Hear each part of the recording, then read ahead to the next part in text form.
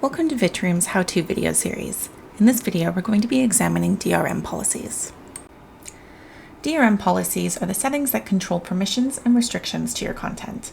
They define things such as who can access your content and how. They control subscription or date range-based access, can determine browser or device limits, outlines print limits, and more. We'll start on the DRM Policy Settings tab of your admin. Here you can see a list of DRM policies that have already been created for your account. To create a new one, click the orange button at the top here. This will bring up a dialog box where we can begin to outline what we would like to have our DRM include. The first option is going to be the start and expiry date. This is going to differ from the subscriptions that you can assign at the group or individual level. This means that whoever has this DRM policy assigned to them, any content that they have access to will be bound to this restriction. Let's take a look and see what that looks like in the activity log. Let's select July 8th to July 12th.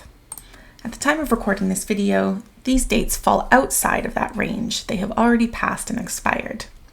We have a test user that has the policy similar to this in effect. Let's take a look and see what that looks like on the Reports tab. In our user activity log here, we can see that our test user at Vitrium.com has reached a QE2 error. This shows us that access to this content has expired. If the DRM policy has expired for this particular user, they will see that the message here saying that access to this content has expired with the error code that we saw corresponding in the activity log. The start dates and expiry dates are going to be the same for whoever has this DRM policy applied to them.